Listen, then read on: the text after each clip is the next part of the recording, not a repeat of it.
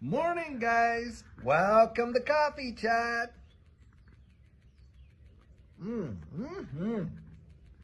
Wow, is that ever delicious? And by the way, what an absolutely gorgeous day we got going out here. Now, it's not even near as misty as yesterday, and boy, is it ever mild. Absolutely fantastic. And guys, I'll tell you what, it gives me such joy to be able to come out here, share this first cup of coffee with you in the morning. I'll tell you what, right there, yeah. Guys, I'll tell you what, this XRP ecosystem is anything but boring. That is for sure. Major developments now today. I'm reading an article how Ripple chairman Chris Larson showed a major demonstration of sending Bitcoin over the XRP ledger just like that within 3 to 5 seconds. And that's amazing. Now, we know that, hey, Spend the Bits is out there and all this other stuff, but this demonstration was phenomenal. And the thing is this, guys, if you could just imagine, can you imagine all the Bitcoin maxis that partnered up with the XRP army hand in glove and Bitcoin actually moving right across XRP? That would be phenomenal. And this is how I always think of it. Can you imagine if we could just get together and do that instead of all this nonsense? I mean, look, I have nothing against Bitcoin, and everyone knows I am, it's the Bitcoin maxis. Now, I talk about XRP all the time. I'm not an XRP maxi. In fact, I've got a portfolio of all kinds of other ones, and I share that in our coaching to be sure. And the thing I've always thought about is if we really want to move this digital asset space forward the way in which we all say we do, then guys, we have just got to get together and start really having a unified front. And I think if we could just do that, wow, what a powerhouse it would be. I mean, we've already made some massive inroads, but that one right there would be totally phenomenal. I don't think you can minimize the potential impacts of what that could be. And to see Chris Larson going out there, now maybe that's fitting some kind of a narrative here. And they are kind of building up to getting together because we do know that, hey, Hedera Hashgraph, XRP, you got, Cardano and all these different ones. And what are they doing? Well, they're all working together with this new strategic things that are going on, of course, with the executive orders about bringing United States into the #1 position for digital assets around the wide world. That's happening bang, bang, bang. And it is making some major headway. So who knows? Maybe there's some stuff going on in the background, and what they're doing is they're just wetting everybody's whistle kind of thing. Now, something else.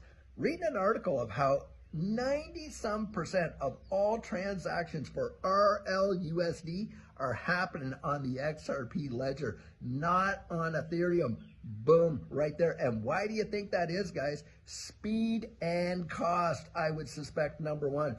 And you cannot beat the XRP ledger for either the speed or the cost.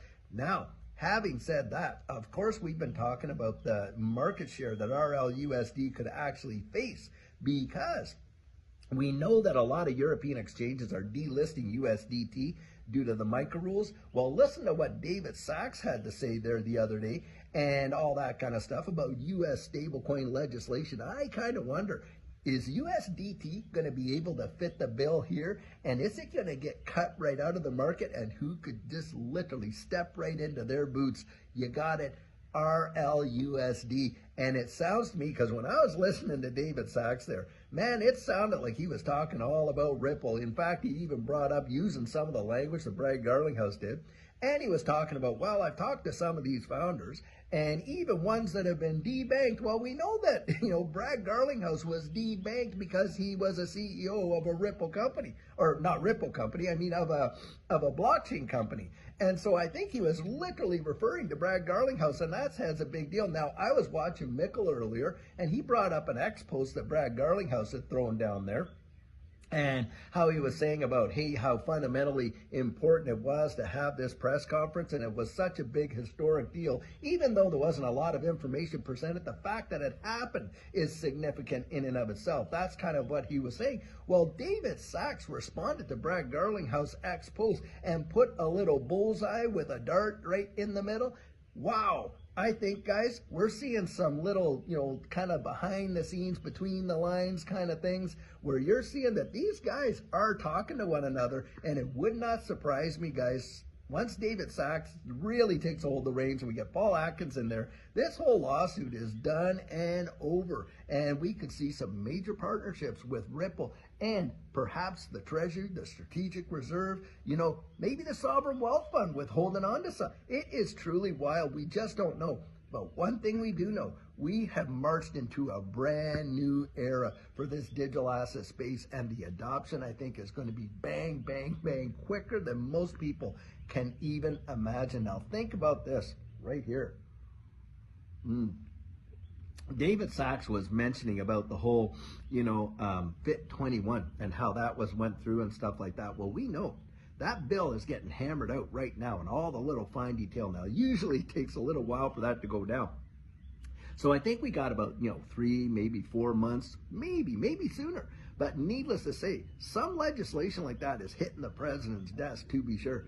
I think we're going to see this year, really, some major laws. In fact, probably the entire framework for regulatory clarity here in the United States for these digital assets. Now, interestingly enough, while David Sachs was talking there, you had, the ag guy there, the senators over the Agriculture Committee, because the CFTC is under their umbrella kind of thing. And the CFTC is going to be taking care of digital assets that are deemed to be commodities, not securities. Hey, what do you think one of the top ones on that list is? Hey, guys, I think it's going to be XRP. And that really, to me, was also another tell. We get all this legislation through. We see the regulatory clarity. We get all of this stuff coming down, bang, bang, bang, just dominoes in a row like that. Guys, I'm going to tell you something. I think that you could see some things happen that most people can't imagine, and it could go way, way beyond what we even think, because that kind of adoption is going to really bring in institutional cash like you have never seen. It's a change of the guard, a new system. And it's kind of like Bob Dylan's old song when he said, if you can't take it, get out of the way, because the times, they are a-changing, guys. They're changing. The years of listening to the Elizabeth Warrens and all these guys that poo-pooed this space and on and on and on. Number one, I think it was absolute hogwash. I think she's like knee to the thigh deep in it herself. But the fact is, all that rhetoric is out the door. We don't have to put up with that kind of nonsense where they come out and say, oh, well, all the people that are involved in crypto are either tax evaders, fraudsters, or all this kind of stuff. What an absolute obscene thing to say, number one, when you consider that she was out there representing her own constituents who were invested in digital assets. I mean, that was obscene. But the fact is we've tolerated such nonsense in this space. Guys, I think those days are done. And what a great day is coming for this space. I think it's going to be absolutely monumental. And for the folks that sat there and just had no clue, I feel bad in a way, but I still think we're amazingly early now compared to where it is going. I'll tell you what, it is time to get on the bus in my estimation. Now, guys, like I say, you go out, do your own research, build up your own narrative, that kind of thing, because I can't come out here and just talk you into it. And if I could, someone else could come along and talk you out of it. You got to do your own research. But for my estimation, for Judy and I, whoa, do we ever believe, and big time, that is for sure. And you want to be thinking about it and getting yourself ready, because, guys, it is going to happen quick. In my estimation, way quicker than most folks think. And I'll tell you what, can't wait, just can't wait. And I can't wait to see you there. Now, having said that, by the way, I want to throw out something about Quantum Financial Summit. Judy and I are going to be there. I believe it's happening here in March.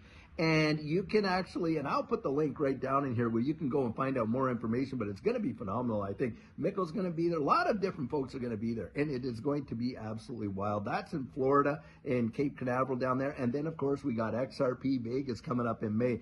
All these kind of things. And if you want to connect with us, guys, we're going to be there. And I can't wait to meet and see. There's so many of you that we're going to be able to touch base with that we really, really value and appreciate in this space, I'll tell you what. So, guys, until later on today, have an amazing one and take care.